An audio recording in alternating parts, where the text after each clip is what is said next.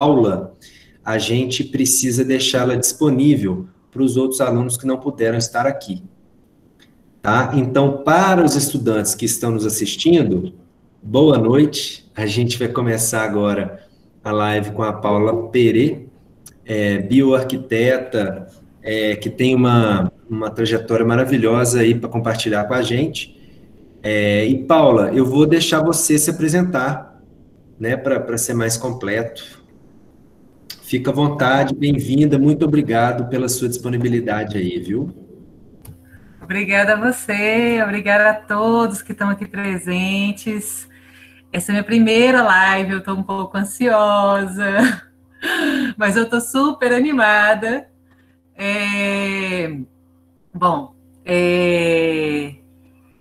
Eu estudei, vou me apresentar assim, já contando um pouco da minha trajetória, eu estudei arquitetura na FMG, né?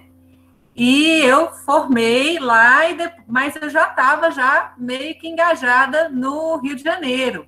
Eu fiz umas matérias no Rio e depois eu concluí o curso, voltei para concluir o curso em Minas e já engrenei no mestrado no Rio.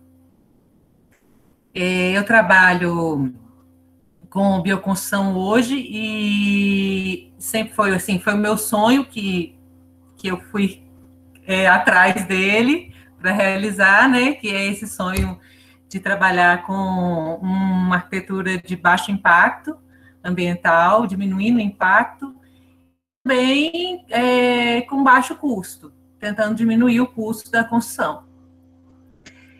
Na minha trajetória dentro da universidade, sempre foi nesse caminho, assim, de procurar uma arquitetura de baixo custo. Eu procurava os grupos de pesquisa de habitação de interesse social, eu já ia caminhando por esse trilho, né?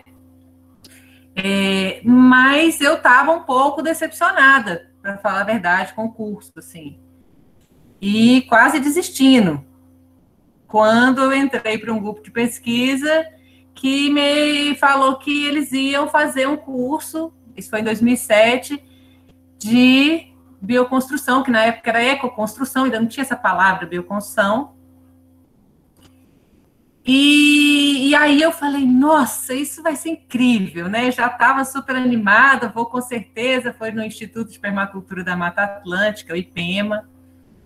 E aí era uma semana de curso, a gente ia aprender várias técnicas. E foi a primeira vez que eu peguei no barro, que eu botei a mão na massa, que eu construí, que eu falei assim, gente, a arquitetura estava muito num campo assim, abstrato para mim, a construção, estava longe, distante, o curso às vezes não leva você para a obra, tem dificuldade de apresentar para os alunos essa plasticidade da arquitetura, assim, mais mão na massa mesmo. Então lá eu fui mão na massa total. E aí Aí eu mudei minha vida a partir desse momento, né? E aí agora eu acho até, Thales, que eu poderia até começar a mostrar umas fotos. Porque já tem uma foto já desse curso, esse primeiro curso que eu achei, que foi muito difícil achar, inclusive, em 2007. Eu não sei se nem se eu não tinha esse smartphone ainda, então está gravado aí na memória do computador que ficou salvo ainda. Uai, fica à vontade, querida. Mostra sim as imagens. Vou mostrar. É a apresentação aqui. Isso. Apresentar agora e o ecrã inteiro, ou a tela inteira. Tela inteira. Ô, Paula, lembrando, pessoal, né, a Vanessa, ela tem uma pergunta muito especial sobre a formação dos nossos convidados, né? Justamente por esse questionamento do estudante da arquitetura, seja do próprio paisagismo, na atuação futura, né, Vanessa? Eu acho bem inspirador para os estudantes ouvir essa trajetória, porque o curso de arquitetura é uma formação tão ampla e que muitas vezes a gente fica pensando só no projeto, né? Fazer um projeto de moradia na cidade. E eu gosto de fazer essa pergunta para entender o que te levou, como que você chegou nesse caminho. Acho que você já falou um pouquinho, né, Paula? Mas eu posso falar mais. Eu acho que é legal você poder falar mais, assim, de como é que você chegou nesse caminho, na hora que você fala do seu sonho, assim, como que o curso de arquitetura é tão amplo que a gente pode correr atrás de outros sonhos e concretizar o desejo de ser arquiteto de outras formas, menos tradicionais, assim. Se puder falar um pouquinho disso.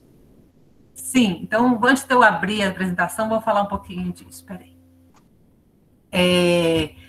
Eu estava, assim, num momento crítico, assim, a arquitetura, o curso da universidade, ele tem essa capacidade, eu acho, de abrir um olhar crítico para a gente. Então, eu estava numa fase muito crítica da cidade, eu não concordava com como que a cidade estava funcionando, o fato da gente ter já esse impacto, né, nos rios, nas condições naturais ali, e como que a gente bloqueia tudo, tenta esconder essa natureza embaixo de um asfalto, embaixo. Então, isso tudo me incomodava esconder o horizonte, né?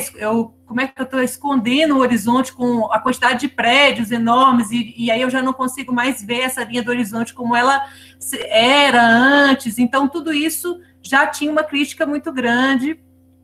E aí, eu lembro que um amigo meu, assistimos uma palestra muito boa do Silvio Podestá, que ele tirava, ele apagava no Photoshop alguns prédios da cidade, e aí ele, tipo assim, olha como ia ficar melhor sem isso aqui. E aí, ele falou assim comigo, esse amigo meu, a gente não vai fazer uma construtora, né? A gente vai fazer, então, uma demolidora. Vamos demolir algumas coisas para poder melhorar a situação da cidade, porque tá ruim assim. E nisso eu falei, aí foi aquela avalanche, poxa, então é frustrante demais. Será que eu vou continuar esse curso que vai, assim, no curso não me dava nenhuma esperança de melhorar, na verdade, a não ser que eu fizesse uma demolidora mesmo. E aí foi quando eu entrei para o MON, que era o grupo de pesquisa da Silk, Morar de Outras Maneiras, e aí o grupo já estava mais engajado, e aí um dos meninos do grupo falou, vamos lá para Ubatuba, era a cidade dele, fazer esse curso lá de bioconstrução, e aí foi onde eu vi, nossa, tem saída para o mundo, tem chance, olha lá. A bioconstrução é a chance. Era um novo modelo de ocupar, né? Só que em 2007, a universidade não estava tão aberta para isso. E eu saí batendo cabeça, assim mesmo, com os professores. Aí descobri o Manual do Arquiteto Descalço, na mesma época. Logo em seguida, eu fui pesquisar as referências, né? E onde eu podia aplicar. E a partir daí, todos os projetos que eu fazia, isso foi no sexto período, tinha que ter bioconstrução. Eu tinha que incluir no projeto alguma coisa que eu estava aprendendo ali, e alguns professores achavam legal, outros achavam inviável. Inviável muito pelo contexto da cidade, né? E quando você fala... E aí eu queria unir a bioconstrução com a adaptação de interesse social, que já era o meu interesse inicial, né? Eu sempre quis unir, sempre foi um desafio fazer essa união. Então, e ainda é hoje, tá? Ainda é um desafio muito grande. E o Mauro foi um dos que me abriu os olhos para uma coisa muito importante, que é a gente tem que pensar no que as pessoas querem. Quando você faz um projeto, você não pensa no seu sonho. Você pensa no se essas pessoas querem morar assim, numa casa de terra. A mentalidade, na cabeça delas, isso não é bom. Não é isso é antigo, é antiquado, é a casa de barro de taipa. Elas querem o porcelanato, o que passa na novela, o que está ali na mídia. E quando você conseguir que isso vire, talvez, alguma coisa que a classe média, ou talvez uma classe mais alta, esteja usando isso e colocando isso como algo positivo, aí sim, talvez as pessoas vejam, olha... Tem jeito de usar bioconstrução, de usar construção com terra e ficar legal, ficar saudável, não ser aquela imagem da casa de taipa com barbeiro, da casa precária. Então, quando ele fez esse questionamento para mim, e eu estava, na época, pedindo uma orientação para o meu TFG, que era bioconstrução com adaptação de interesse social, E aí, assim, era esse contraditório, muito difícil fazer isso, porque você tem que fazer com que as pessoas queiram, vai para o caso real, vai lá conversar com a pessoa, ver se ela quer essa situação, né? E aí, e principalmente na cidade, onde é muito mais fácil na cidade você encontrar um tijolo, uma casa de material de construção, o resto de coisas, do que encontrar o bambu, a terra, que você vai para construir.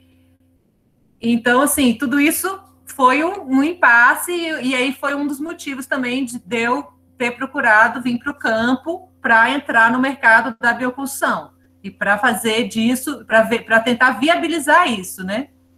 E como é que você entendeu que existia esse mercado e que você conseguiu ter uma bioconstrutora em vez de uma demolidora?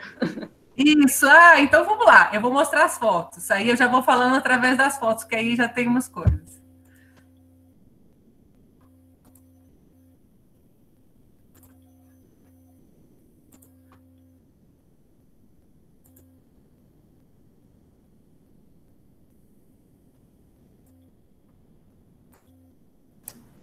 Registrar aqui a presença da Irma, porque mãe de professor, ainda mais da Titília Santos, né?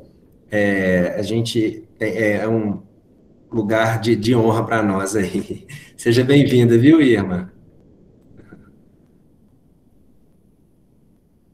Gente, vocês estão conseguindo? Bem-vinda, Irma. Ô, gente, a Irma, além de ser a mãe da Cecília, é minha cliente. Aí é marmelada, Paula. Eu mandei para ela o convite e tudo, ela veio, eu fiquei super feliz. Bom demais. Irma, Eu queria... esteve conosco no IFMG, em palestras, rodas de conversa, em semana do meio ambiente, né? Bem legal. Engajada já. Eu não sei como ver minha tela e ver o rostinho de vocês. Então, vocês estão vendo a minha tela? Vocês estão conseguindo ver a imagem? Estamos sim, Paula. Eu também não sei te falar como você projeta e vê a gente no Google Meet. Tá, Mas então é eu isso aí. vou ficar sem Temos ver. para hoje. Então, essa imagem aí foi o meu primeiro curso de bioconstrução, né? A gente aprendeu várias técnicas lá, e uma das técnicas foi trabalhar com bambu. Eles tinham lá uma plantação de bambu gigante, que é esse bambu que fez as colunas aí, e também plantação desse bambu mais fininho.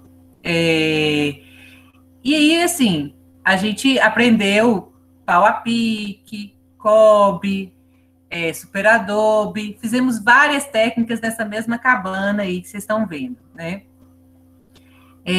Eu não vou entrar muito específico em cada técnica agora, não, porque eu acho que senão vai ficar muito longa e a gente está focado aqui mais na trajetória, né? Aí sou eu, no auge dos meus 22 anos, pegando no barro pela primeira vez e achando a coisa mais maravilhosa do mundo.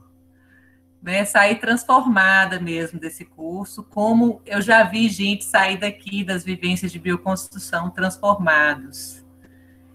E aí, né, como eu disse, eu já contei essa parte, que eu fui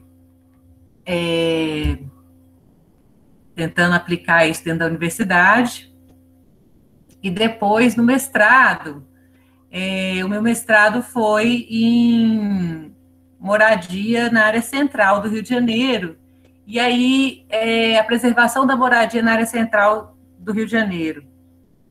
E eu fui atrás das casas e das primeiras construções que ainda estavam lá de pé, com gente morando, construção de taipa, construção de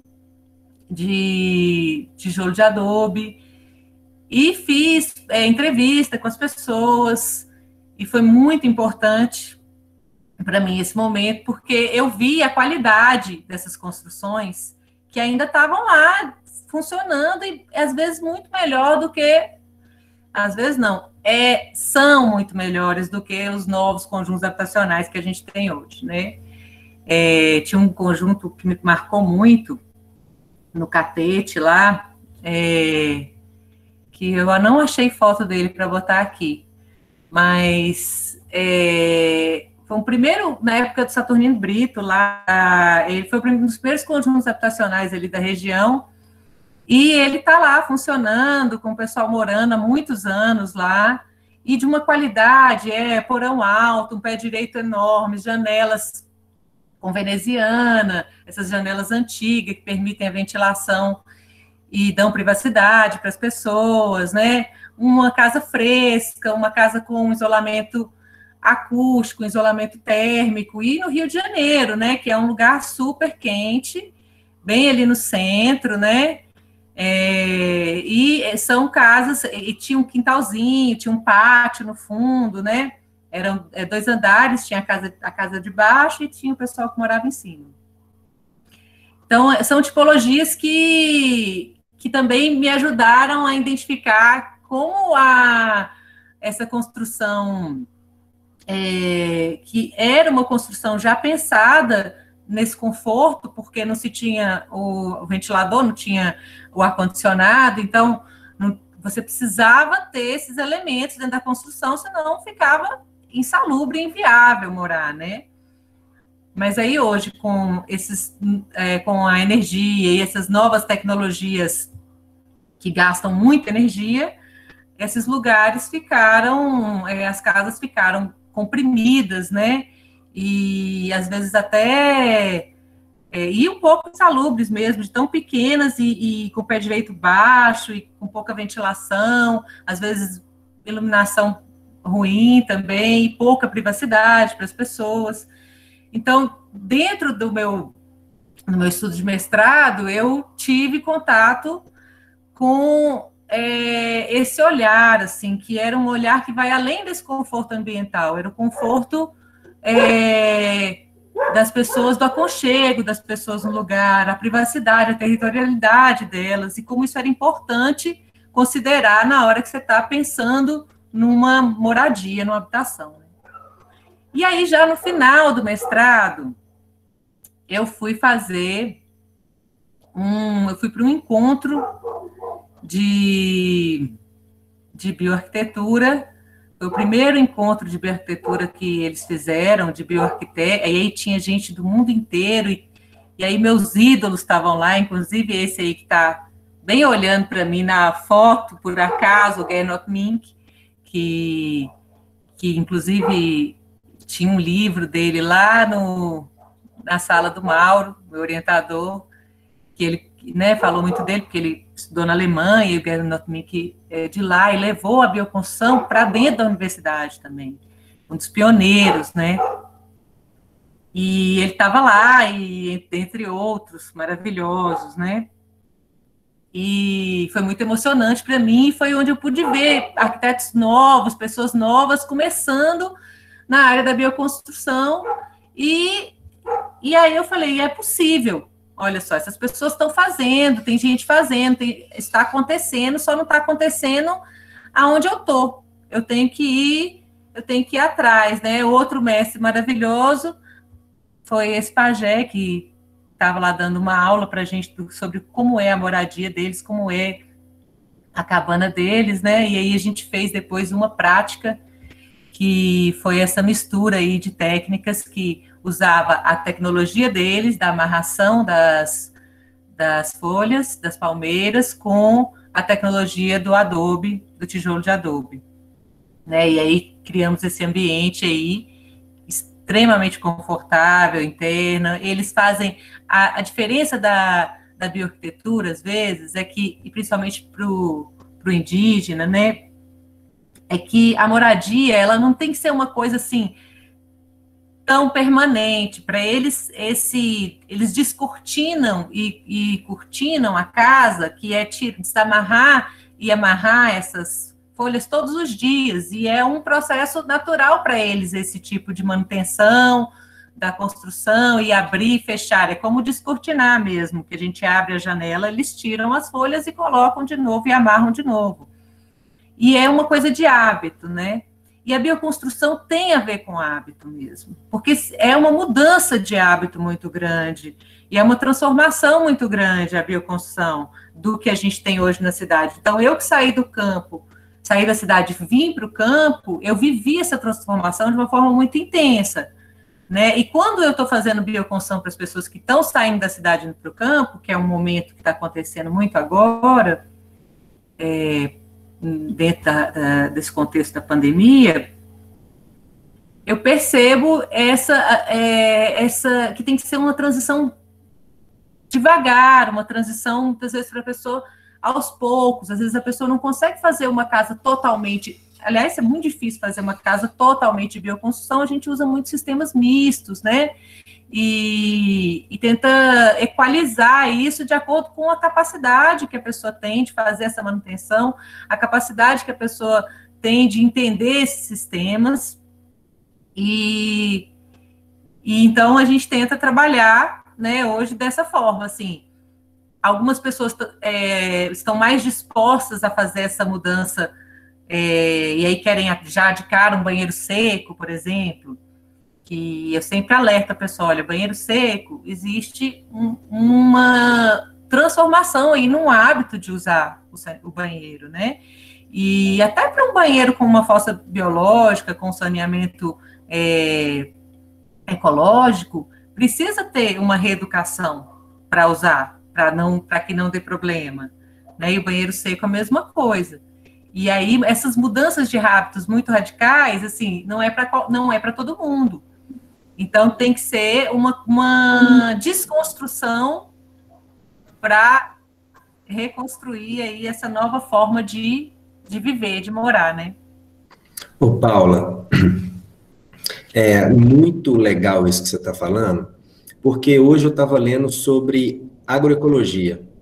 E aí o autor, ele fala que o agronegócio, o padrão convencional de plantação, ele pensa a fazenda como uma máquina, ele pensa a planta como uma máquina, a vaca como uma máquina que tem que dar tantos litros de leite, e é isso, aí você bota na ponta do lápis e ok. A agroecologia não pensa a coisa como máquina, né? Ou seja, a agroecologia não é só você usar técnicas de cultivo diferentes, ou biofertilizantes, ou inseticidas orgânicos, não é isso. É uma outra lógica de você lidar com o espaço, com a natureza, né? E eu fico me perguntando se todo mundo que está aqui presente tem clareza do que é a bioconstrução, né? Porque, pelo que você falou, não é simplesmente você trocar o cimento pelo solo, pela terra, né? É uma outra proposta, assim. Lembrei muito dos indígenas Chacriabá, da relação que eles têm com a casa, né? A construção que você falou, que tem que ter uma manutenção, você tem que reconstruir a casa de tempos em tempos. E quando uma estudante de arquitetura da UFMG perguntou, nossa, mas vocês têm muito trabalho, 6 em 6 anos, vocês têm que reconstruir, vocês não pensam em ficar livre disso e colocar uma coisa de alvenaria? Ela falou, não, minha filha, eu não posso perder esse momento que eu tenho com os meus netos para ensinar para eles. A gente está sempre aprendendo só nesses momentos, né? E aí, eu não sei, será que você não fala para a gente um pouquinho dessa diferença da bioconstrução, para o pessoal talvez que não sabe o que é bioconstrução, né? Sem antes deixar de mencionar que a Cecília também está com a gente aqui, ex-professora do IF, filha da dona Irma. Oi, Cissa. Oi, boa noite, tudo bem? Acabei de chegar do trabalho, tive que conectar. Muito legal você aqui, Paulo, muito legal mesmo. Adoro IFMG, amo bioconstrução, então, uma união maravilhosa. A gente emprestou o passe da Titília para a cidade de Medellín, na Colômbia, tá, gente? Ela está dando aula de arquitetura em Medellín e é a nossa correspondente internacional do Campo Santa Luzia. Tchau, um abraço. Legal. Então, a bioconstrução, né, ela é, assim, o conceito dela, que veio dentro do conceito da permacultura, que é minimizar o impacto da construção da obra, né? A ecoconstrução, a bioconstrução, ela vem com essa ideia de minimizar esse impacto, assim como a permacultura surgiu da ideia de minimizar o impacto dessa ocupação humana dentro desse sistema de agronegócio, do sistema que está hoje vigente, né, de construção e de ocupação rural, assim, não todas as ocupações, mas essa ocupação do sistema de produção de alimentos que a gente tem. Então, a ideia da bioconstrução e da permacultura é minimizar esse impacto ambiental causado pela ocupação humana. Como que a gente vai minimizar isso? E aí vai depender de cada contexto, né? Então, assim, não significa que uma casa bioconstruída ela tem que ser zero cimento, né? A gente vai estudar cada caso e ver em que situação que aquela pessoa se encontra, em que situação, aonde é o terreno, como é que é o cimento para chegar até ali, né? Por exemplo, agora a gente teve, né, na pandemia, uma falta de cimento. Algumas obras, inclusive, pararam por causa da falta de cimento, mas obras que estavam sendo construídas basicamente com terra tiveram pouco prejuízo. Então, em situações assim, você tem um ganho, por exemplo, quando você está construindo numa área rural, que substituir ali o cimento pela terra faz todo sentido, porque muitas vezes, na maioria dos casos, é super difícil chegar o caminhão de cimento no local. Então, a ideia da bioconstrução é também trazer não só a questão do material, mas também a questão da mão de obra. Quem é que vai construir essa bioconstrução? Quem é que vai fazer essa parede de taipa? Quando tem pouquíssima gente que sabe construir com taipa hoje, a taipa que eu falo, aquela taipa de pilão, aquela construção antiga de fazer igreja, né? Tem grandes construtoras hoje fazendo construção de taipa para grandes projetos, né? Mas não para pequenas casas mais simples, né? Então, até hoje eu não consegui aplicar a construção de taipa de pilão nas minhas construções, porque acaba ficando caro, porque eu tenho que trazer, o processo é mais caro. Então, quando eu estou tentando trabalhar com baixo custo e bioconstrução, eu estou trazendo ainda mais bioconstrução pro projeto, porque eu tenho que trabalhar com profissionais locais, eu tenho que capacitar esses profissionais. Qual é o custo de eu trazer? Quando eu trago uma pessoa de fora, eu tenho que pagar para ela alimentação, transporte, o custo dela. Então, tem técnicas maravilhosas que estão sendo usadas na bioconstrução, que eu sou super fã, como é uma técnica de reboco marroquino, que o pessoal está usando, está de lac, mas que é uma técnica que fica caro porque o profissional é caro. Então, a bioconstrução, ela tem que ter um engajamento de quem está querendo bioconstruir, ou eu vou me engajar e aprender essa técnica e eu mesma vou realizar, ou eu vou ter que importar um cara que sabe fazer essa técnica lá, mas ele mora lá em São Paulo, mora lá em Brasília, e aí isso vai ficar muito, e aí aí vai ficar dispendioso e já não vai ficar tão econômico como eu achei que ficava. Muita gente me procura porque acha que a bioconstrução é mais barata do que a construção convencional. E eu cheguei numa conclusão, depois de algum tempo já trabalhando, que isso não é verdade, que a gente chega assim, a gente consegue igualar, mas eu não consigo dizer que é mais barato, não.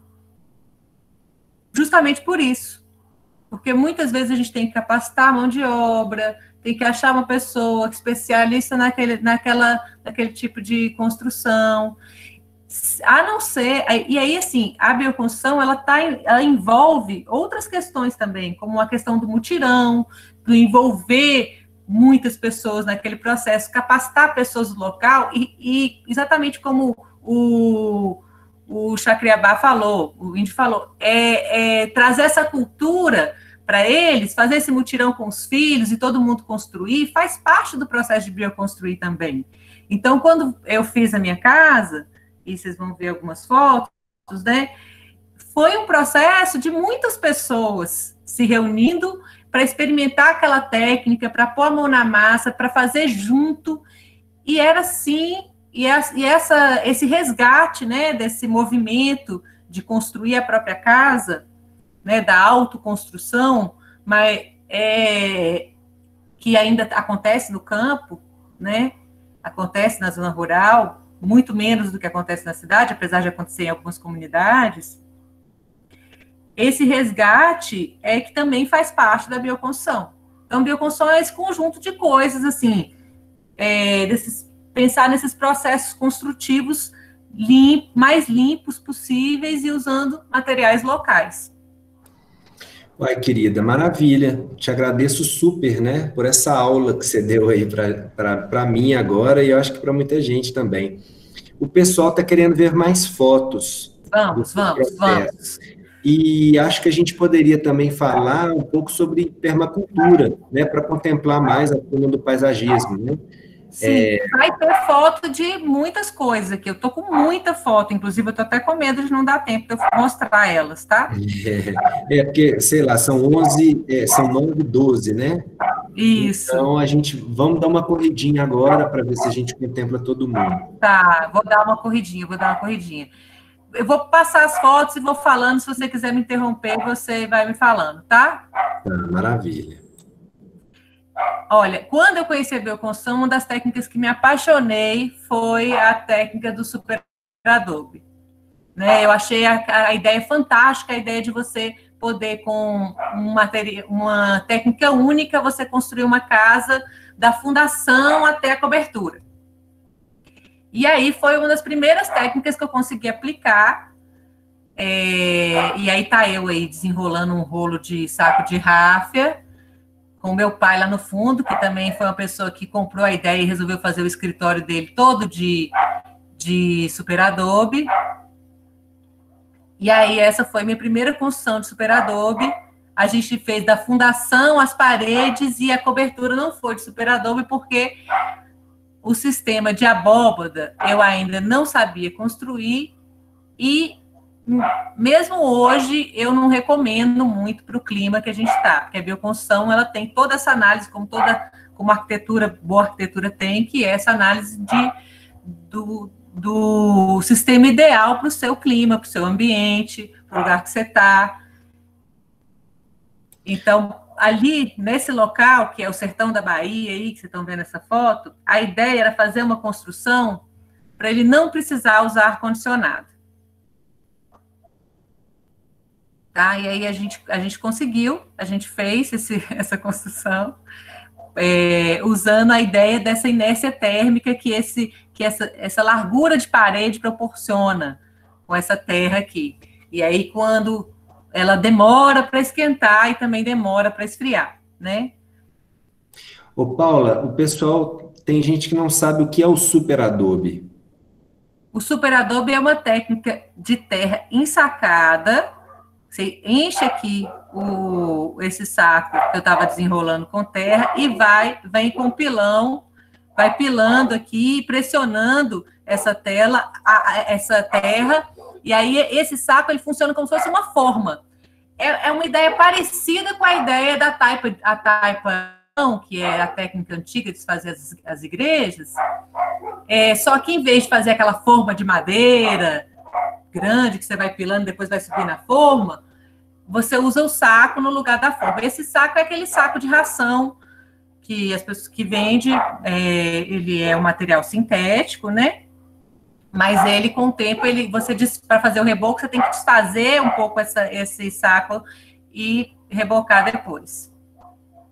Tem hoje uma outra técnica também, que é do hiperadobe, que usa aquele saco, que é um saco mais aberto, aquele saco de fruta, que a gente compra fruta, assim, um saco amarelinho, abertinho, que aí ele já não precisa de tirar um pouco essa lateral aí para poder fazer o reboco.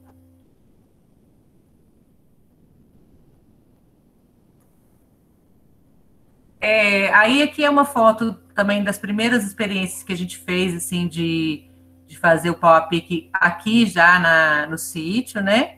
E aí já com mutirão, várias pessoas. Tinha um dos meninos dos Low Construtores Descalços, que nasceram lá no Grupo Tibá, lá, e estava junto, ajudando a gente. Foi bem legal esse movimento de construir junto, de aprender, de experimentar, que é uma coisa que o Instituto do Tibá trouxe para mim, sabe? Que é essa coisa da tecnologia intuitiva dentro da bioarquitetura, né, que é esse experimentar constante de técnicas. Então, ali no fundo, essa parede ali, a única sustentação que a gente fez dela foi uma tela de galinheiro esticada, que a gente colocou o barro direto nela, e fizemos o preenchimento de barro com a tela esticada. E aí foi uma experiência que a gente fez, assim, para ver se ia funcionar. E tá lá até hoje, tá muito boa, inclusive. Fica uma parede leve, fina, mas ela é só de preenchimento, né? Não é de sustentação, como é o caso do Super Adobe. E muito menos essa daqui também, que é o bambu a pique, que é mais conhecido. Né? E a gente também tem gente que chama de esse tipo de técnica que você usa alambrado, usa pallet, no lugar de uma trama de bambu, é um pau a pique usando pau a pique reciclado, né? É um pau a pique usando o que você tiver no local, né? Porque a terra às vezes fácil de conseguir, mas o bambu, não. Então, você usa o que você tem, às vezes, sobrando lá de sucata e preenche com barro. A ideia de quando você faz uma construção assim é que o barro ele tem a capacidade de proteger esse bambu lá dentro dele. Esse bambu dura mais do que se ele tivesse externo, né? Então, não precisa de tratamentos assim. O problema de fazer a construção de bambu hoje assim, é que os tratamentos, a forma de tratamento ainda é cara e quem faz são poucas pessoas que fazem. E usa muito químico, né? Então, a partir desse momento aqui, eu já estava na fazenda, né? E aí, eu conheci o Diego, e ele é engenheiro ambiental, ele já tinha o conhecimento do saneamento ecológico, da fossa de bananeira, e aí ele entrou para a prefeitura de Santana do Riacho como engenheiro ambiental, e a gente começou a aplicar o sistema de fossas no município, porque o município de Santana do Riacho está dentro de uma APA, de uma área de proteção ambiental, e não pode ter esgoto encanado no município. Então, todo mundo, inclusive quem está na zona urbana, tem que ter uma fossa. E a maioria das pessoas tem fossa negra. E a ideia era transformar essas fossas negras em fossas biológicas. E, inclusive, melhorar sistemas de fossas de... Me fugiu a palavra aqui. A fossa que o pessoal hoje usa, que é considerada, assim, ecológica, né? Que é a fossa séptica, isso. Então, a gente tentou substituir a fossa séptica por esse sistema, em muitos casos deu certo, as pessoas acreditaram, mas ainda tinha muito preconceito. Mas foi uma forma também da gente entrar no mercado aqui da região, mostrando essa nova... A gente ia ensinar, junto com o pessoal da prefeitura, ensinar as pessoas que jogavam muito essa água que vem do chuveiro, da pia, direto na rua, e a água... que a gente chama de água negra, que é a água que vem do vaso sanitário, ia para a fossa negra, que é, na verdade, só um buraco no chão que vai jogando lá dentro. Uma hora enche e passa para outro buraco. Né? E aí a terra que dá conta desse dejeto. Né? A TEVAP é um sistema de tratamento que gera a possibilidade de você criar um jardim, e é um sistema de tratamento fechado, que fecha o ciclo, que é toda a ideia da permacultura, que é toda a ideia da bioconstrução, que é minimizar esses impactos fechando os ciclos. Então, quando eu uso uma água, eu trago ela para um sistema que transforma essa água em plantas e em bananas, eu estou fechando esse ciclo, eu estou devolvendo essa água para o ar de novo, pura, porque essa banana transpira essa água que já foi tratada aqui por esse sistema, limpa. Alguma pergunta, gente? Não, podemos seguir. Eu queria só fazer um comentário rápido, que eu acho incrível essa coisa do TEVAP, pelo potencial disso no Brasil inteiro, assim, porque quase todos os distritos usam fossa negra em todos os municípios do Brasil inteiro, assim, é muito difícil a questão de saneamento Sim. básico para além das grandes cidades. Isso tem um potencial enorme de uso, e ninguém fala muito disso, né? Mas isso que vocês conseguiram fazer em Sim. Santana do Riacho tem um A potencial gente enorme de uso. conseguiu, assim, a gente conseguiu divulgar, né? Assim como já tem algumas comunidades de Belo Horizonte usando também, né? Ocupações e tudo, porque é um sistema simples, é um sistema fácil de aplicar, né? É um sistema que dificilmente dá problema, né? Só se assim realmente entupir ali no meio do processo tiver com, mas assim, eu tenho aqui, eu conheço pessoas que têm há 30 anos, né? Já está na ABNT, já tem norma para usar. Então, assim, diferente de muitas outras técnicas de bioconstrução que não tem, né? E a gente está usando dessa forma experimental mesmo, sem norma, né? Outra dificuldade de aplicar também em projetos de baixa renda é porque não tem norma. E a Caixa não aceita financiar nada que não seja dentro da norma. Então, isso aí é um outro empecilho, né, que a gente encontra nesse processo que eu encontrei nesse processo de tentar trazer a bioconstrução para uma habitação de interesse social. Uhum. Mas o TEVAP seria possível para habitação de interesse social? O TEVAP seria possível. Legal. Sim. Bom, aí é uma foto da gente fazendo a casa. Aqui é a minha casa onde eu estou hoje, né? E esses tijolos que vocês estão vendo aí são tijolos de casas centenárias que as pessoas estavam demolindo. E na época o Diego trabalhava na prefeitura, ele rodava tudo aqui, como a zona rural é grande, ele encontrava as pessoas demolindo essas casas e ele falava, não, o cara falava, vou passar o trator, ele, não, deixa que eu venha aqui, eu vou demolir com cuidado, eu vou tirar tijolo por tijolo, vou botar no caminhão e vou levar, que eu vou construir minha casa com esse tijolo. E a gente foi construindo a casa com tijolos de demolição. Não fizemos os tijolos da nossa casa. Foram todos tijolos de outras casas.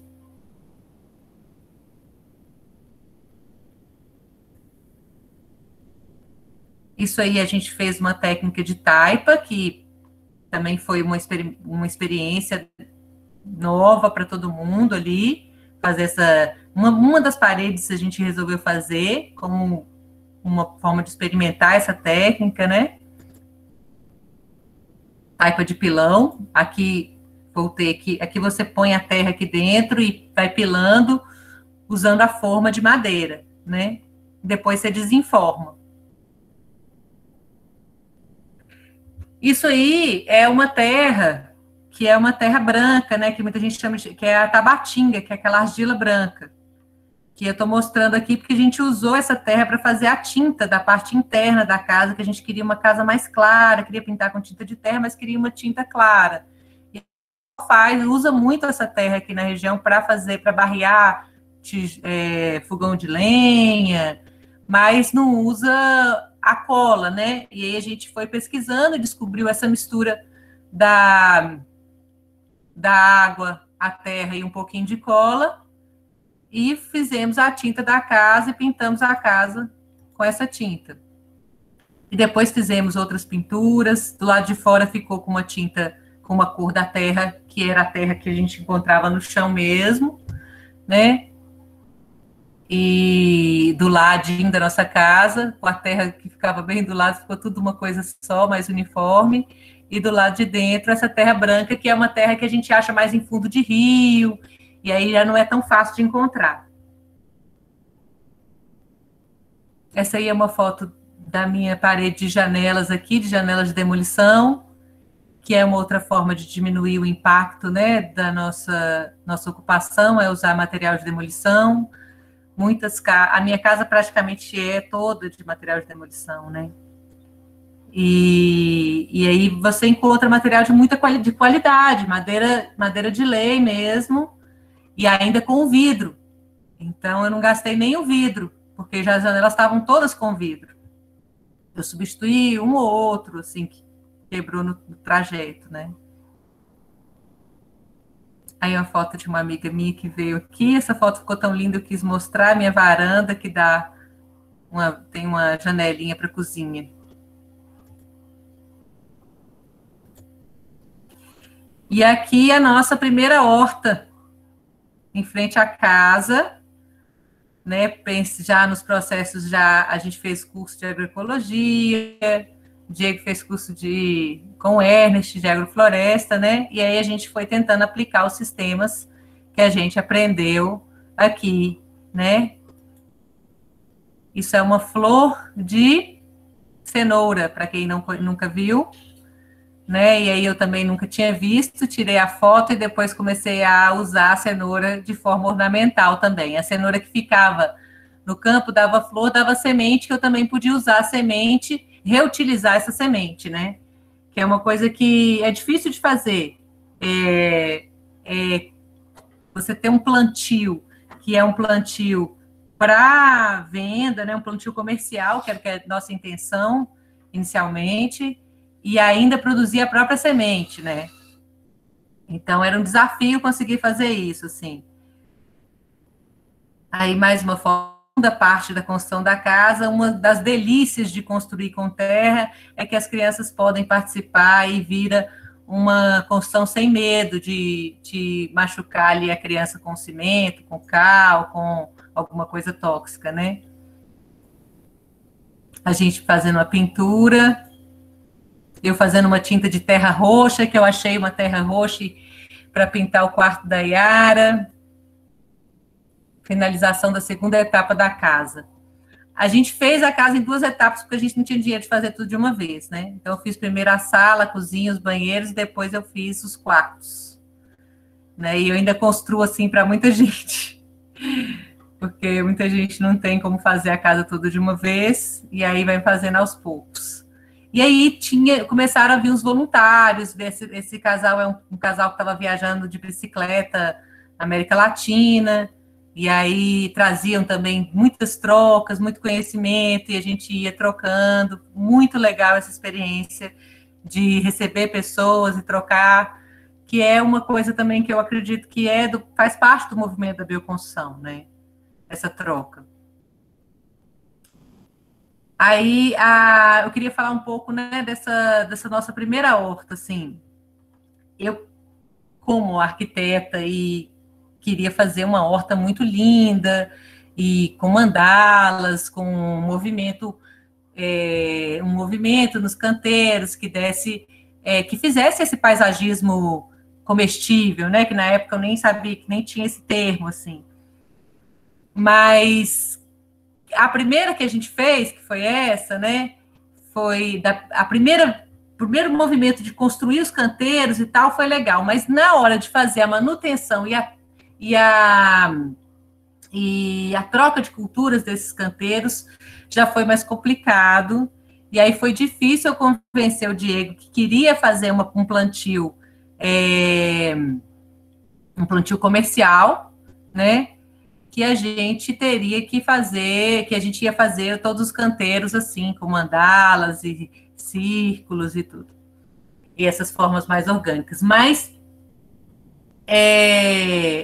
ainda assim, eu acho que a gente conseguiu aplicar um pouco deixar bonita a horta, mesmo ela sem ser com mandalas. É porque fazer um canteiro, gente, dá tanto trabalho, e eu só descobri isso depois que eu vim para o campo, que a gente conseguiu um tratorito, que é como se fosse um trator de mão, que tem um motorzinho para a gente fazer os canteiros. Então, depois que a gente conseguiu esse tratorito, demorou muito para a gente... Daí a gente tinha que adaptar eles aos formatos dos canteiros. Então, e esses canteiros só iam se expandindo. A gente foi expandindo essa horta, expandindo para poder ter volume para vender, né? E aí, aqui é uma foto da gente fazendo um círculo de bananeira, mas eu vou passar rapidinho, porque senão não vai dar tempo da gente falar tudo, tá? Os processos aí do círculo. Depois que está pronto, os berços para botar a banana. Aí é uma foto da minha casa, dentro do meu paisagismo comestível, né? Plantamos girassol, e aí dentro desse processo a gente usou muito adubação verde, né? E aí para trazer menos insumo de fora, porque a ideia também é diminuir esse consumo vou trazer esterco de alguém que tem vaca, vou trazer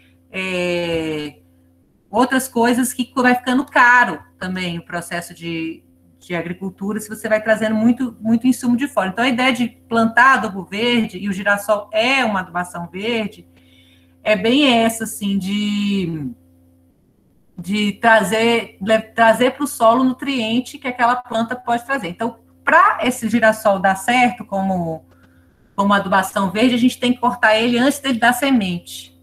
E aí, essa matéria toda que vai para o solo vai trazer para a superfície do solo o nitrogênio que está lá embaixo. Então, essa raiz que é profunda ali do girassol joga esse nitrogênio ali para as folhas e para a flor, e na hora que você joga no chão, ela vai devolver esse nitrogênio para a superfície, e aí você pode plantar ali em cima, né? Então, a gente fez muito esse processo, plantamos muito, e aí roçava e plantava de novo a adubação verde, roçava de novo. E a gente usa, aqui tem um maracujá também perto, boldinho,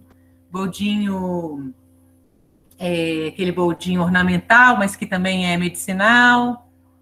Também tem uma forração, faz uma forração ótima e exige pouquíssimo de água.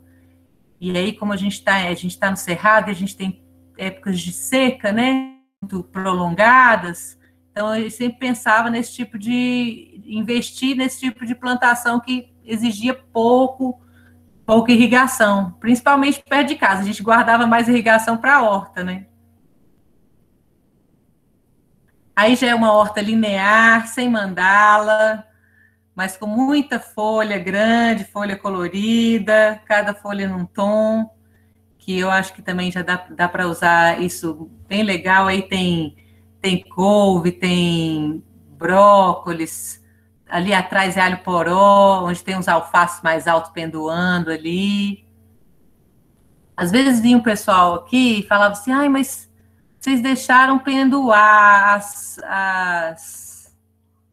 os alfaces ou brócolis, e aí estava dando flor, e estava cheio de abelha, mas isso é excelente, nem sempre a gente conseguia consumir tudo, nem sempre a gente conseguia usar tudo que está na horta, e algumas coisas pendoavam mesmo, e iam para o processo de floração e semente, e que era ótimo também para polinização, para as abelhas nativas, era ótimo para depois coletar semente. Então, assim, esse processo cíclico de deixar a planta também fazer o seu ciclo completo, né? Algumas plantas, não colher tudo, também faz parte do processo de como que eu vou conseguir dar conta de toda essa terra, né? Que foi um grande desafio para a gente, também ainda é até hoje, né? Torná-la produtiva e fazer disso também usar isso de maneira cíclica, né? Usar esse recurso de maneira cíclica. Aí mais flor da cenoura de novo. Manjericão, folha larga. E aí são fotos de alguns projetos que eu fiz, depois já de estar instalada e me sentir segura, eu comecei a executar projetos de sítios, pequenos lotes pequenos aqui na região da Lapinha. Esse foi um projeto que a gente pensou na Lapinha, e aí a gente pensava nessa construção junto com o paisagismo comestível, né? Usando a composteira, usando a fossa de bananeira. Aí, flor do quiabo, maravilhosa.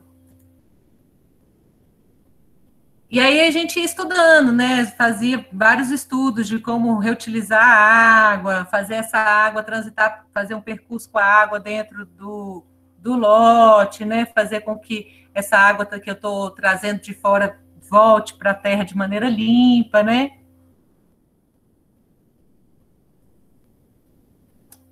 Aquela lá era flor de abóbora, isso aí é couve-flor roxa. E aí, técnicas também de reciclagem, que é usando a garrafa de vidro para trazer luz para dentro dentro da construção. Nesse caso aí, a gente estava fazendo um banheiro externo. Minha irmã já tinha mudado para cá também. E aí é o Pedro, um voluntário aqui de São Paulo, que ficou aqui um mês ajudando a gente em vários processos, tanto na agricultura quanto na construção. Eu quis mostrar essa foto porque é o primeiro reboco que a gente faz, sempre racha. E depois a gente vem cobrindo ele com um reboco fino e a pintura, né? E aí essa imagem do reboco rachado, né? Que dá, às vezes, uma imagem de um espaço precário, onde eu tenho frestas, onde os bichos vão morar. E aí isso tudo vai depender da manutenção da sua casa, né? Se você vai manter a fresta, essa fresta pode ser mantida, inclusive, numa alvenaria comum, né? Porque uma alvenaria comum também pode dar fresta, pode dar buraco. O negócio é você manter sempre essa parede com o acabamento, né? E aí, no caso, aqui foi o primeiro acabamento, depois a gente ainda veio com um reboco fino para deixar lisinho e não deixar bicho, festa de bicho. Aí, os nossos brócolis pendoados e um coentro também pendoado, que fica a coisa mais linda, tudo floridinho, e dá são flores comestíveis, a flor do coentro, a flor do brócolis, né? A Yara adorava comer essa flor amarelinha, quando o brócolis já saiu para fora a flor, e ela comia também, né? Aí a gente usando a tinta de terra de forma decorativa. A Nalu, uma voluntária que esteve aqui com a gente também, que tinha muito dom para pintura, e contribuiu aí com a nossa decoração da casa. Aquele banheirinho, como é que ele ficou depois. Isso aí já foi uma construção de um projeto que a gente fez de uma casa em espiral, toda em hiperadobe. Sei que é o hiperadobe que eu falei, que é com a telinha já mais furada, né? Também essa casa muito fresquinha, ficou excelente a climatização dela no final. A gente botou um telhado verde nela. Outra foto de reboco, esse reboco a gente fez com baba de cacto, que foi uma coisa que a gente acrescentou no reboco para diminuir a quantidade de rachadura dele. Aí a baba de cacto, a gente corta o cacto e deixa o cacto na água durante uns dias para ele soltar bastante essa baba, e depois a gente coa isso e coloca junto do reboco. Aquela casa espiral, já com a cobertura. A gente fazendo o telhado verde aí.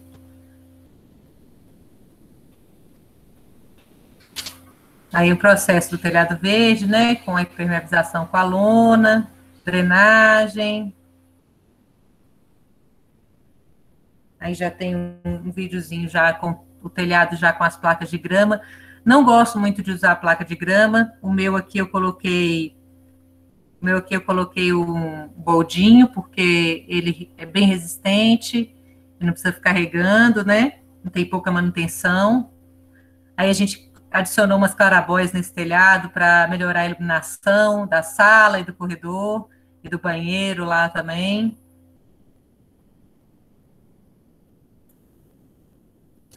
Isso aqui foi um pessoal da PUC que veio aqui, e as meninas da biologia, do curso de biologia da PUC, e fizeram um mini curso, né, de bioconstrução. E a gente fez esse pau a pique reciclado aí.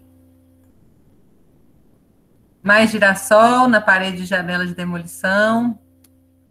Isso aí são outros projetos, desenhos de sítios, né? Esse aqui a gente está na fase de construção dele agora, um projeto aqui no Curral Queimado, aqui na região de Santana do Riacho também. Né? As pessoas têm cada vez mais tomado consciência, assim, de trazer um pouco minimizar esse impacto, né? principalmente dentro de um ambiente assim, que você tem tanta água, tanta água preservada ainda, como é aqui no município, né? Essa construção, já tinha umas construções existentes de forma convencional, e aí a gente foi acrescentando outras usando bioconstrução. E aí a ideia era pintar... Pode falar? É que tem alguns alunos fazendo umas perguntas meio relacionadas, uma preocupação com a questão da umidade. Se tem algum tipo de acabamento diferente nas áreas molhadas, e na época de chuva muito forte, se esse reboco dá conta, como que é a questão da umidade? Olha, boa pergunta. Adorei a pergunta. A terra, ela é maravilhosa em diversos aspectos, mas ela realmente não é impermeável. Então, o que a gente faz? A gente usa o reboco e usa a tinta de terra, que usa a cola, né? Que a gente faz uma proporção assim, para 5 litros de água, 1 litro de cola e um balde de 1 litro de terra. E aí faz essa mistura. Essa cola, ela deixa a parede um pouco mais impermeável, né? Tem muita gente que usa cal, que é hidrofugante também. Não é impermeável, mas hidrofugante. Mas ela permite ainda, tanto a cal como essa quantidade de cola diluída, permite ainda que essa parede mantenha a condição dela de transpirar essa umidade para fora dela, quando você tem, às vezes, uma umidade ascendente do piso, ou quando você está num dia mais úmido e a casa está mais quente. Essa parede de terra, ela tem essa capacidade, a argila tem essa capacidade de transpirar essa umidade para fora, né? Então, a ideia de usar a tinta de terra e reboco de terra é para manter isso, né? No caso de áreas molhadas, não tem jeito. A área molhada, a gente tem que fazer com um acabamento que é impermeável mesmo.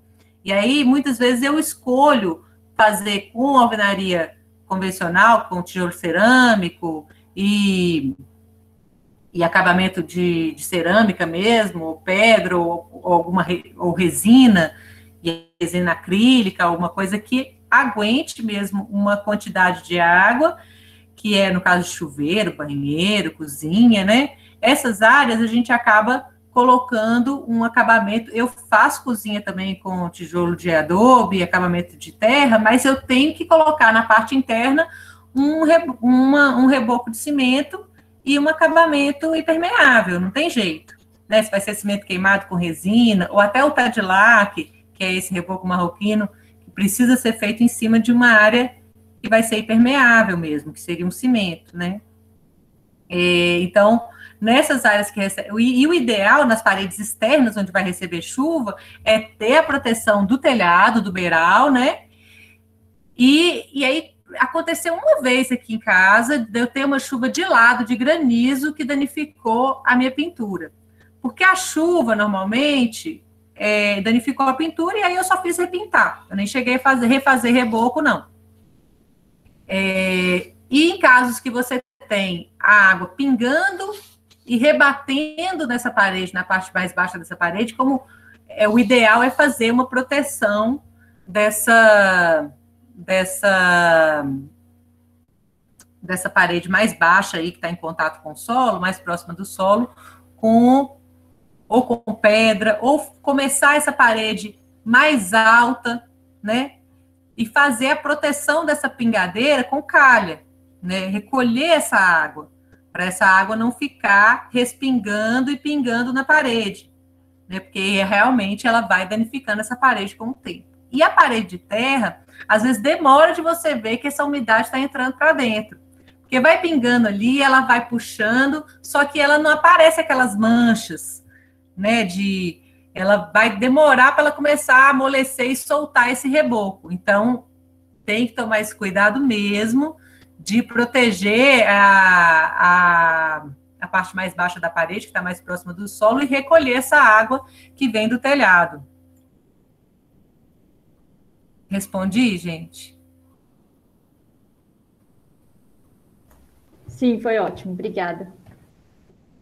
Outra solução também é suspender a casa, como esse exemplo aí, né? A casa mais suspensa do solo, ela sofre menos, né, com essa umidade, né? Mas tem que ter beiral. Por isso que eu acho que o domo não funciona muito, porque a gente tem uma época muito concentrada de chuva. Para mim fazer o domo, eu teria que impermeabilizar esse domo, igual eu impermeabilizo uma laje, assim, com um super impermeabilizante emborrachado, para esse domo suportar essa água que vem concentrada numa época do ano, né? E a terra realmente não aguenta isso, não. Aí, mais fotos. Esse sisteminha que eu fiz aqui e funciona muito bem. E aí eu fiz esse croquis aí para vocês verem, que é uma horta composteira que dá para fazer em pequenos espaços, depois dá para ampliar ela com uma horta mandala em volta. Que a ideia é que no meio você tem acesso a esse centro, que é onde você vai colocar o composto, né? E aí o composto que é, na verdade, o resto de comida, resto de casca, só não pode pôr cítrico e carne, muita carne, não pode pôr. Mas resto de fruta, até arroz cozido, pode, papel, e aí você vai cobrindo isso com uma matéria seca, e tudo isso aqui é aberto, é uma telinha em volta, e esse composto, as minhocas vão trazendo, vão ficando aqui embaixo, elas vão levando esses nutrientes para o canteiro, que fica em volta, né? E nutrindo esse canteiro. Então, é muito interessante esse sistema, eu uso aqui em casa, e eu já vi uns muito lindos também, dá para fazer com pedra, pode fazer de tijolinho, e dá para fazer de vários. Eu recomendo o tamanho de canteiro de 90 centímetros, porque eu acho que para a pessoa conseguir alcançar o que está do outro lado, né? Mas dá para fazer depois dele caminhos e outros, né? Então, esse seria um módulo, assim, mínimo, assim, né? Para depois você pensar em replicar em outros, né? Aí eu fiz um aqui, que eu aproveitei uma descaída que eu tenho aqui do desnível, aqui do terreno, e aí eu comecei a fazer e aí eu tenho acesso por cima, então eu nem fiz aquela entradinha, não, adaptei aquele sistema, né? E tem gente que chama de horta buraco de fechadura. Parece um buraco de fechadura. Ali minha casa, no final ela ficou grande, ó. E aí aqui embaixo, tá vendo? Aqui na parte mais baixa da casa, eu coloquei um revestimento de pedra São Tomé justamente para essa água que pingava e respingava ali na parede mais baixa. E aí para proteger, porque realmente essa umidade começou a afetar a parte mais baixa aqui da parede. Não a umidade ascendente, o que pingava do telhado antes de eu pôr a calha, né? Aí depois que eu pus a calha, eu não tive mais esse problema, mas aí eu resolvi fazer em tudo mesmo, que eu achei que ia deixar mais protegida. A bioconstrução, as pessoas falam, né? Tem que ter um bom chapéu, a casa tem que ter um bom chapéu e uma boa bota, porque para proteger justamente as paredes de terra, né? Tem mais foto da casa. Essa casa é a casa da minha irmã, que é aqui também dentro do sítio, né? O banheirinho que a gente fez externo. Aí a evolução da minha horta composteira, que eu fiz também. A ideia também a gente usa muito madeira como adubo, né? A madeira é um dos melhores adubos que tem, né? A madeira em decomposição. Muito melhor que esterco, né? Então, a ideia de usar e fazer uma poda, de repente, de uma árvore e usar essa madeira dentro dos seus canteiros, ou fazendo os canteiros, e com o tempo ela vai ali levando nutriente, ela vai apodrecendo ali e levando esse nutriente dela para dentro do seu canteiro, né? E a horta, é bom pensar que esses sistemas são sistemas dinâmicos, eles estão o tempo inteiro em transformação. Aquela horta lá que eu mostrei que era mandala já não existe mais aqui. Aquele lugar é um galinheiro, e aí agora é um pomar, e aí daqui a pouco vai virar outra coisa, porque são sistemas que copiam sistemas naturais, né? Então, você começa a fazer uma coisa e ele já tem que pensar que daqui a 10 anos vai virar outra, como é o caso da agrofloresta, né? Você começa com um extrato baixo e daqui a pouco você já está com árvores de extrato muito alto, né? Então, você tem que sempre pensar nessa transição quando você vai planejar sistemas assim. Aí é uma reforma que a gente fez usando tinta de terra, e aí era uma construção convencional que a gente aplicou essa técnica, que é uma técnica de bioconstrução, uma construção convencional que é super possível e fica muito bonito e traz um pouco mais essa construção para ficar mais integrada com o ambiente, né, que ela está. Aí foi uma casinha na Serra do Cipó, que a gente reformou. Aí pintamos tudo com essa terra vermelha. Tem muito aqui também por causa do minério de ferro, né? Aí uma foto do meu telhado verde com boldinho florido. Gosto muito dessa foto, foi a foto de chamada aí. O telhado verde, tem muita gente que implica com ele, assim, até bioconstrutores mesmo, porque ele é um telhado que exige uma impermeabilização, e boa. Porque senão você não, né? Você tem água entrando dentro da sua casa. Então, diferente do telhado cerâmico, da telha cerâmica, que mantém a casa respirando, mantém a casa viva, né? Mantém essa umidade saindo e entrando, né? Então, assim, eu uso o telhado verde em algumas ocasiões, né? Mas não sempre, assim. Quando eu posso, ele substitui muito a telha. Quando eu quero fazer um telhado orgânico, por exemplo, e a telha vai ter muito recorte, vou ter muito desperdício, vou ter que ter uma mão de obra, vai dar mais trabalho ali para a mão de obra fazer aqueles recortes, todas aquelas curvas com a telha cerâmica, e aí eu acabo usando o telhado verde no lugar, que também dá um conforto térmico muito legal para dentro da casa. Eu fiz o telhado verde nos meus quartos aqui, no quarto das crianças e no meu, e é realmente diferente lá a condição térmica. Essa flor que a gente plantou aqui, ela é comestível depois de um tempo que eu soube, e a gente faz chá, dá para fazer água colorida, as crianças tomam, e é medicinal, tem propriedades. Aí eu resolvi postar, porque a Bougainville, todo mundo conhece, usa muito no paisagismo, e a gente colocou aqui em casa também.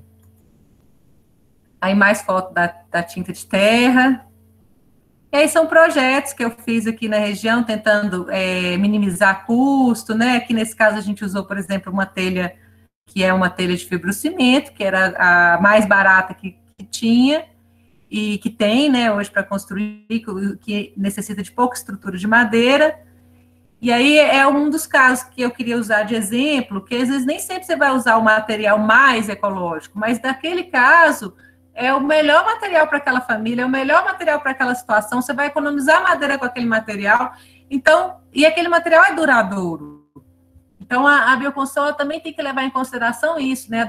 Você está usando um material que usou cimento, mas a durabilidade dele é boa, e tem que pensar nisso, na durabilidade também. Aí também já é uma outra evolução aí do meu canteirinho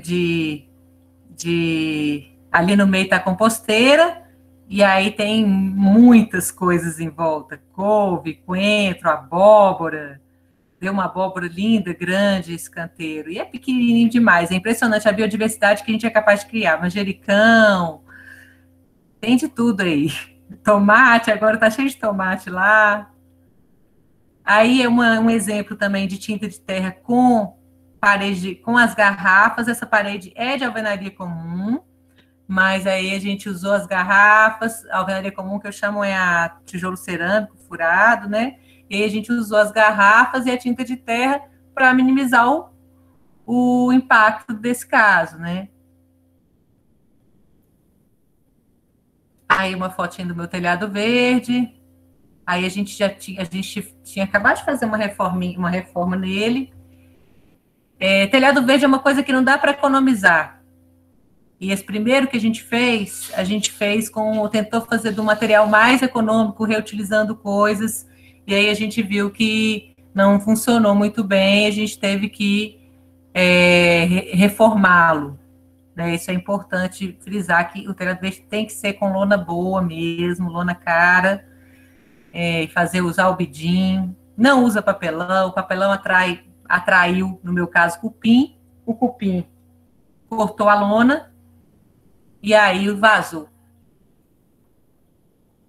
Aí nosso galinheirinho, lá onde era a horta mandala, virou um galinheiro, que também é de reboco de terra e tinta de terra. E aí a gente resolveu inserir o animal, né, no nosso processo de permacultura, porque ele fecha muito o ciclo, né? Então, no início a gente estava um pouco resistente, e aí depois a gente viu que fazia mais sentido a gente ter pelo menos galinha aqui para fechar os ciclos, a gente usar o esterco, né? Elas pastam, elas ajudam no controle de pragas. E tem essa vida circulando aqui, é mais vida, né? Mais biodiversidade. Aqui a gente tem um pastão para elas e aí a gente vai fazer mais, rotacionar elas na horta, né? E aí a ideia da permacultura é justamente isso, é ter esses sistemas cíclicos, né? Isso aí é uma foto da minha fossa de bananeira, né? Que quando a gente dá umas podas nela para abrir mais luz, planta umas coisas diferentes. Agora eu plantei umas flores lá. E aí, logo depois dela, tem o meu canteirinho com composteira. Aí, tinta de terra de novo. Aqui está o resultado da sua busca. Olha, gente, meu celular tá falando também. Ô, Paula, a gente está avançando bem no horário, mas eu não estou conseguindo te interromper, né? Aqui nos grupos de WhatsApp o pessoal está falando, incrível, nossa, não, muito bom, obrigado pelo convite. Então, eu não estou achando brecha, né? Porque são informações muito especiais que a gente não acha nos livros, não acha na internet, né? E está sendo muito precioso o tanto que a gente está aprendendo com você aqui. O que a gente pode fazer de planejamento? Você quer combinar mais um pouquinho com o pessoal? Porque é incrível, né? A galera tá ficando tarde, o povo não tá saindo daqui. Tá todo mundo vidrado na live. Eu vou fechar, eu vou finalizar, então. Tá. Vou finalizar, né? Vou conseguir. Eu tenho muita coisa para falar, mas assim, eu vou finalizar. Aí a gente começou a criar abelha, gente. E não é para a gente pegar mel, é justamente para aumentar a biodiversidade aqui também. Então, como eu falei, a gente começou a inserir o animal depois que o Diogo veio para cá, que ele é biólogo, especialista em insetos, né? E aí ele também gosta muito de animal, e aí com ele veio essa ideia de trazer a abelha, de trazer a galinha, e aí mais uma pessoa também aqui para ajudar a cuidar, porque também a gente cuidar de tudo é difícil, viver no campo não é fácil, e aí, então foi um aprendizado. Sempre que a gente consegue agregar pessoas e ter, se você for nesses lugares onde tem mais gente junta trabalhando, é melhor. Comece assim. Se eu fosse dar uma indicação de como começar, eu indicaria para as pessoas ficarem em grupos, porque é difícil vir sozinho, né? Aí são mais fotos do meu coentro maravilhoso, minha flor de coentro babosa, que a gente usa para tudo aqui. Eu uso para dor de estômago, eu uso para passar na pele, eu uso para machucado, para queimadura. Tem que ter babosa, gente. Tem que ter babosa no vaso dentro de casa. Babosa é coisa linda de ver. Para tudo mesmo. Olha lá a abóbora. A abóbora grande lá no meu canteirinho. Aí outra foto dele, lá no final dá para ver minha caixa de ferro-cimento de água, de reservatório de água, que a gente fez logo no início também. A horta, gente, essa foto é antiga, mas está aqui na frente também a horta que eu falei lá do início. E é isso. Aí aqui tem essa última imagem que eu queria mostrar, que foi um dos projetos que eu entreguei, que a gente faz junto o projeto de implantação de sítios, então a gente também faz um projeto de implantação de agrofloresta, e às vezes agrofloresta irrigada, e aí a gente fez um modelo de agrofloresta, assim, bem básico, bem simples, com o que a gente já aplicou aqui, deu certo, né, que a gente usa o margaridão, que é parecendo um girassol.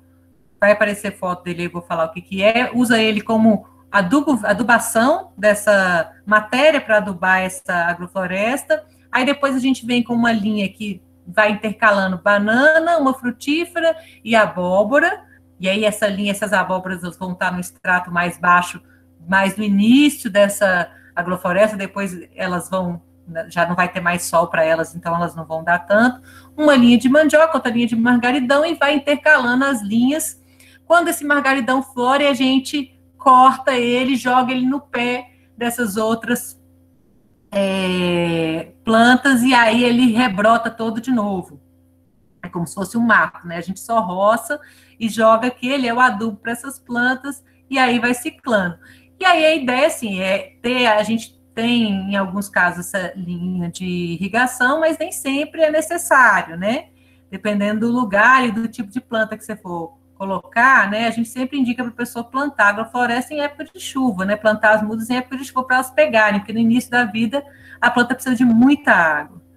Mas depois, com a sombra que uma vai fazendo na outra, com a cobertura de solo, que é uma coisa muito importante, todos os solos, né, de agricultura, agroecologia e agrofloresta tem que ser cobertos, né? O solo aberto é uma ferida aberta, né? Ele ali vai perdendo nutriente, vai ressecando, então ele tem que estar sempre coberto, né? E aí é uma foto da nossa agrofloresta aí, dá para ver um pouco a cobertura de solo, a banana lá da agrofloresta, o margaridão aqui, a florzinha dele lá no alto, ele fica altão mesmo. Aqui é uma parte da agrofloresta que está pequenininha e aí já tem uma outra parte que está maior. E essa última foto, acho que não sei se é a última, quase a última. Eu estava mostrando a folha de batata doce aí embaixo, que também é uma forração maravilhosa e ajuda também a abafar capins. Se você planta batata doce, ela sai alastrando e abafa braquiara, por exemplo, e outros capins. Esse aí é o jardim comestível da casa da Babi lá. Tem até um abacaxizinho lá no fundo, não sei se vai dar para ver. Mais abelhas, o jardim de novo, com ervas e outras coisas, e, enfim, acabou. Acabei! Nossa, que sucesso, Sônia. Muito bom. Sabe, assim, todo mundo aqui comentando tanta coisa legal. A sua prática, Paula, nos inspira, né? Tanto no curso de paisagismo como na arquitetura, a pensar outros mundos possíveis, né? Outras práticas possíveis, né? A gente trabalhar com aquilo que a gente acredita, né? Aquela sensação maravilhosa de estar fazendo bem para o mundo, né? De estar contribuindo para um mundo melhor, um mundo mais ecológico, mais sustentável, mais verde, né? Mais colorido, né? Você falou muita coisa importante para a gente, né? A gente teria um momento para as perguntas dos estudantes. Muitas perguntas você já respondeu, mas tem uma coisa que eu acho que o pessoal queria saber, que é sobre o alicerce vivo. Talvez você falar para a gente o que é o alicerce vivo. O pessoal já está pedindo para a gente fazer uma visita técnica lá no alicerce vivo. Tem muita gente se voluntariando a trabalhar com vocês, né, de voluntário, pegar um tempo em algumas obras que vocês têm. Mas, enfim, fala um pouquinho para a gente rapidinho do Alicerce Vivo. Vou falar. Então, o Alicerce Vivo começou com eu, Diego e André. Diego e André compraram uma terra na ideia de fazer agrofloresta, e eu tinha acabado de voltar desse encontro de bioarquitetura aí que eu falei lá no Tibá, e caí de paraquedas nesse mutirão de agrofloresta aqui, que os meninos não tinham nem casa ainda, já estavam acampados plantando, né? Isso tem 8 anos. A ideia, eu vim com muito da ideia da bioconstrução, querendo trazer bioconstrução, eles não conheciam a bioconstrução, a não ser a questão do saneamento ecológico, e tinham uma bagagem um pouquinho já de cursos e dentro da agroecologia. E da agrofloresta, teve curso com o Ernest, né, que é um um dos pais aí que trouxe o sistema da agricultura sintrópica para o Brasil e aplicou, e aí está ensinando muita gente.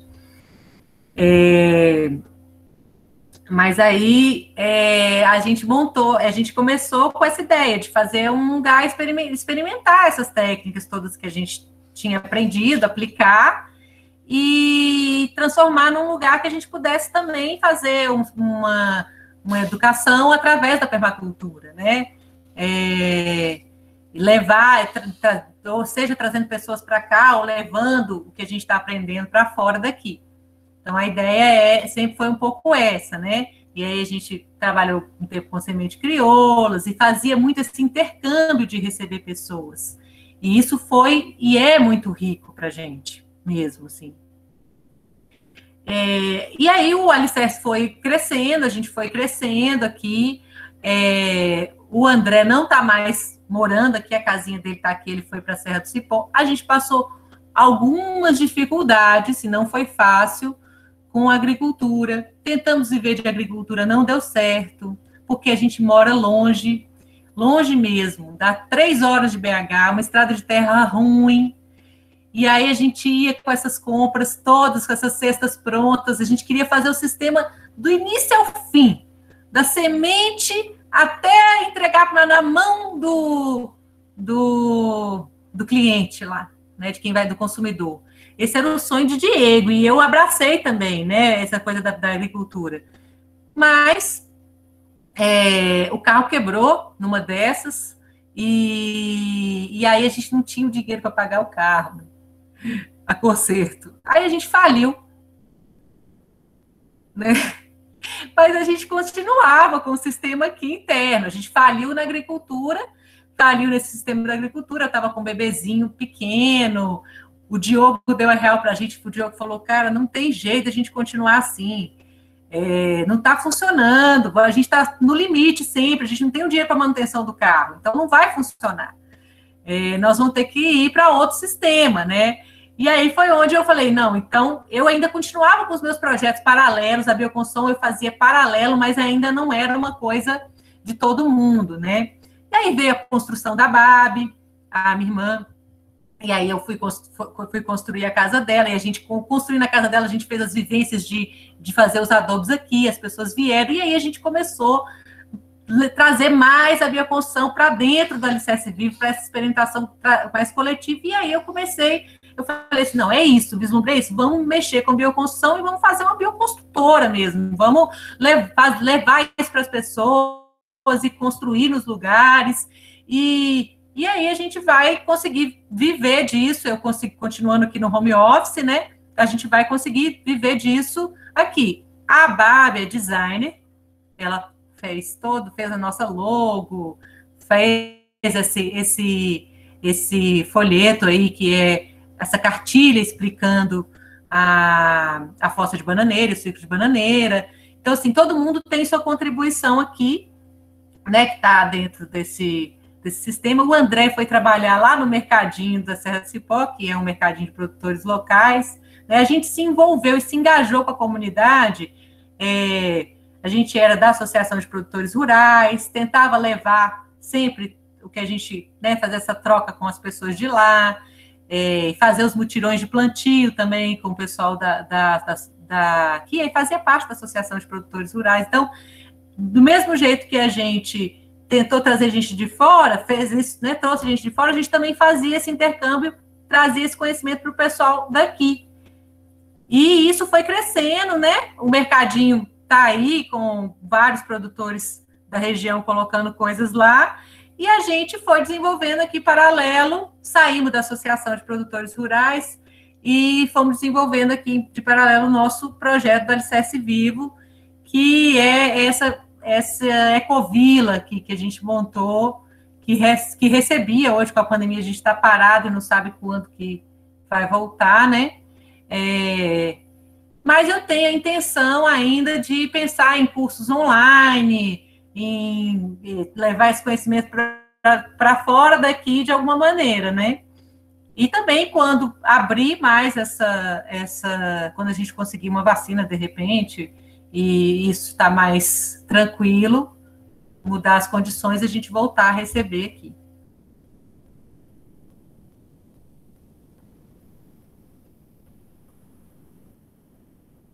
Uai, bom demais, querida. A gente vai anotar na agenda aí. Você me avisa que a turma vai adorar conhecer seu espaço, conhecer ao vivo, trabalhar com vocês, né?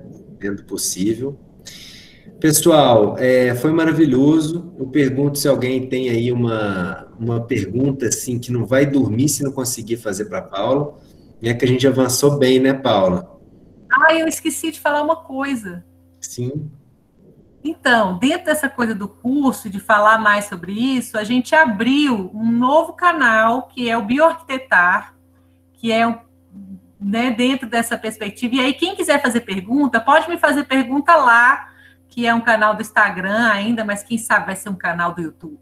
E aí, eu vou respondendo em forma de vídeo para as pessoas, e aí, tudo que as pessoas tiverem dúvida, pode mandar lá, entra lá, movimenta, que aí eu estou super animada também com isso, de poder falar mais disso, que acho que é a primeira vez que eu fiz isso poucas vezes, né?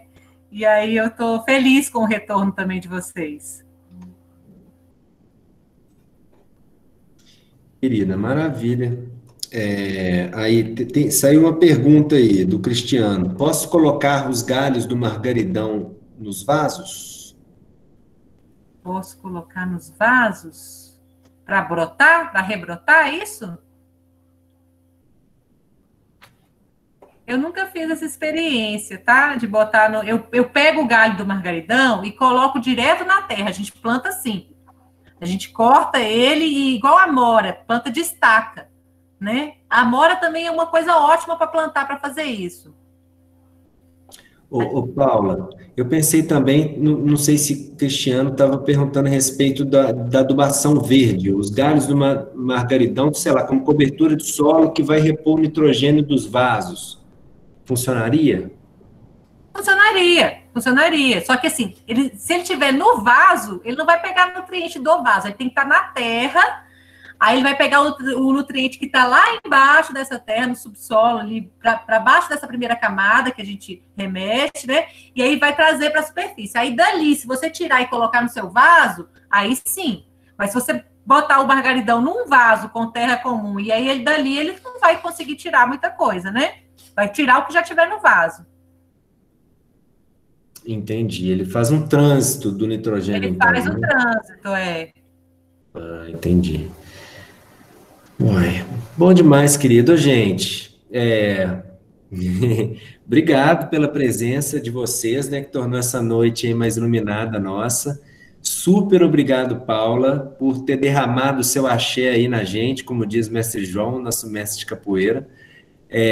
Alegria ter aprendido isso tudo com você, né? Assim, nada melhor do que conversar com alguém que sabe, que faz, né? Que experimenta, né? Uma cientista da bioarquitetura que está aí com empreendimento na Serra do Cipó, estudando o nosso cerrado, né, Paula? Investindo sobre as nossas plantas nativas, que é um tesouro ainda que o Brasil tem que descobrir, né?